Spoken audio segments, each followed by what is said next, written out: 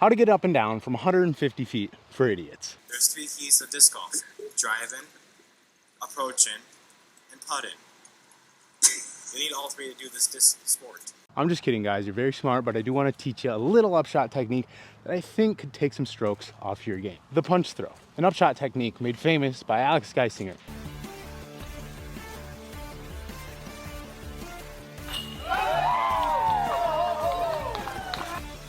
And used by me to get up and down from anywhere from maybe circle's edge to 200 feet. And now some might say the punch throw is for people who don't have a lot of touch. And yeah, they might be kind of right. But I also think the punch throw is one of the most useful upshot techniques that not a lot of people know how to do. So today, I'm gonna do my best to break it down for you. And I'm gonna show you why I think the punch throw is one of the easiest ways to get your disc under the basket with very minimal effort from maybe 150 to even for some 200 feet out. So I use the punch throw pretty much any time that I can. For me, I think of it as a pretty high percentage shot. Sometimes I'll use something like a glitch. Other times I'll just use my putters. You can use overstable approach discs. You can use a straight putter, understable putter, kind of anything, to be completely honest.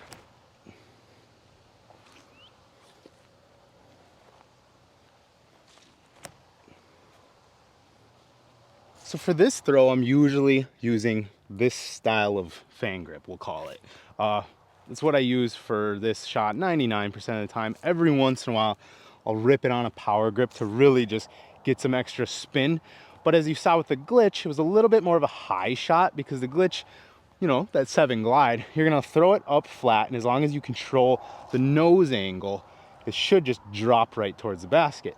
Whereas with the putter, I'm gonna use that for more of just the layup shot because I don't want it to go too deep and be too fast, but I'm gonna use it just to slide right up to the basket. Kind of something like that. So as I mentioned with the glitch, nose angle control is, in my mind, the most important factor of this throw. Yes, you can just dump it on a hyzer, and that works great if you're wide open. But where this throw really comes in handy to me is maybe if you're in the woods or you have bad footing or you don't have room for a run up or things like that. And you can really control the nose angle to get that desired flight of, do you just want it to fly flat and drop? Do you want it to, you know, flex it on a little ante and have it pan down flat? Whatever it is you want out of the shot, I think is very important that you control the nose angle.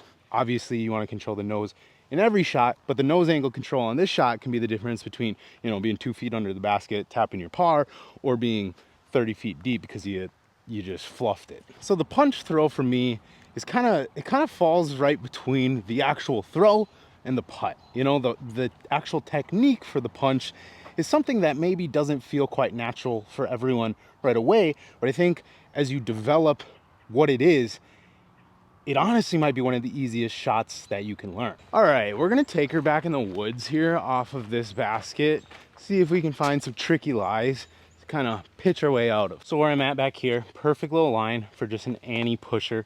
Hang her out wide. Let her flat into the basket. Relatively simple shot.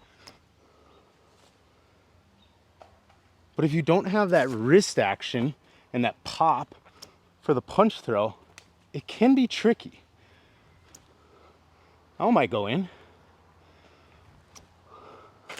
Ooh. So it makes shots like that where some people who, if they don't have that actual little pop throw, they might be back there trying to throw the frisbee. And that's just, in my mind, you're doing too much for a shot like that. One more quick look at the technique here. So there's kind of 2 ways that I throw it. One, it's just a standstill. Fling it up there. 2 is kind of like the walk-through punch is what I call it. But that's where you're gonna do like a little bit of just a 1-step and kind of follow through with it almost. And so that's where you're gonna get maybe that 200 feet of distance out of the punch throw. Because for me, if I do a full swing, it's like a 20% chance maybe it goes where I want it. Whereas with the punch throw, as long as I hit it and kind of walk through, usually a pretty solid result. Really just pop that line. And then you can bring it to that where it's similar to an actual throw, but the hit point for me, all it is that punch. punch and walk through. But anyways, I think the punch throw is just a very valuable tool that if you learn it, it can be a very easy way to get up and down. I know a lot of people probably stress when they're 150 feet out from the basket and they're like, well, I can't putt this far, but I don't want to throw this far because I'm not very confident in like the result of a full throw from this short of range. Well, practice the punch throw. All right, we're gonna toss a few more punchers here. One more thing on the technique, focus on following through forward to the basket or whatever you're trying to aim for, I guess. Really focus on like elbow and then bring the hand through and just punch through. Find a grip that works best for you. The fan is what works for me. You could do a power grip, that's what Alex does. Just find what's comfortable and gives you a smooth, straight, flat release. Obviously, you can just do like the standstill. You know, sometimes I'm trash at this, but that still is like 10 feet away, so I guess we'll take it. Or you can do like the stutter one-step walkthrough, which maybe I'm better at. Kind of pick and choose, but what's more important is the arm motion. And it doesn't have to look exactly like how I do it. It just has to be a simple form and a simple method to get your disc to fly short distances that you're not comfortable throwing or putting. Just a little hyzer bitter. Yeah, just wanted to make a quick little video because I feel like I've never just made a video like fully breaking down this shot, and I figured why not, just so it's out there.